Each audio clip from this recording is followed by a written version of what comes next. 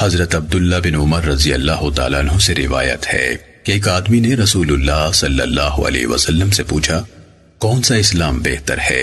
آپ نے فرمایا، تو کھانا کھلائے اور ہر ایک کو سلام کہے، خواہ پہچانتا ہو یا نہ پہچانتا ہو۔ سنن نسائی حدیث نمبر 5003۔ حضرت ابن عمر رضی اللہ تعالیٰ عنہ سے روایت ہے کہ ایک آدمی نے ان سے کہا، آپ جہاد کے لیے کیوں نہیں جاتے؟ انہوں نے کہا، میں نے رسول اللہ صلی اللہ علیہ وسلم کو فرماتے سنا ہے، اسلام کی بنیاد 5 چیزیں ہیں، گواہی دینا کہ اللہ تعالیٰ کے سوا کوئی معبود نہیں، اور حضرت محمد صلی اللہ علیہ وسلم اللہ تعالیٰ کے رسول ہیں، نماز پابندی کے ساتھ پڑھنا، زکوٰۃ ادا کرنا، حج کرنا، اور رمضان المبارک کے روزے رکھنا۔ سنن نسائی حدیث نمبر 5004۔ حضرت عبادہ بن صامت رضی اللہ تعالیٰ عنہ سے روایت ہے، انہوں نے فرمایا، ہم نبی اکرم صلی اللہ علیہ وسلم کے پاس ایک مجلس میں موجود تھے۔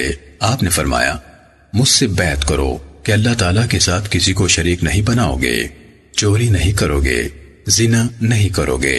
آپ نے پوری آیت تلاوت فرمائی، پھر فرمایا، جو شخص اس عہد کو پورا کرے گا اس کا اجر و ثواب اللہ تعالیٰ کے ذمہ ہے، اور جس شخص نے ان مذکورہ کاموں میں سے کسی کام کا ارتکاب کیا پھر اللہ تعالیٰ نے اس پر پردہ ڈال دیا تو وہ اللہ تعالیٰ کی مرضی پر موقوف ہوگا، چاہے اسے عذاب دے چاہے معاف کرے۔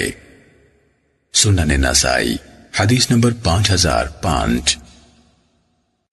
حضرت انس بن مالک رضی اللہ تعالیٰ عنہ سے روایت ہے کہ رسول اللہ صلی اللہ علیہ وسلم نے فرمایا، مجھے کفار سے لڑنے کا حکم دیا گیا ہے حتیٰ کہ وہ یہ گواہی دیں کہ اللہ تعالیٰ کے سوا کوئی معبود نہیں، اور حضرت محمد صلی اللہ علیہ وسلم اللہ تعالیٰ کے رسول ہیں۔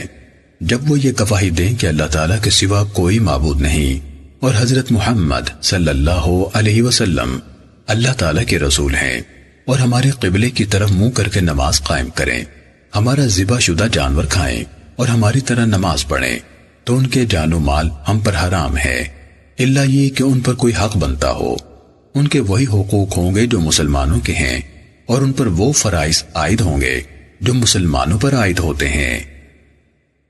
سنن نسائی حدیث نمبر 5006۔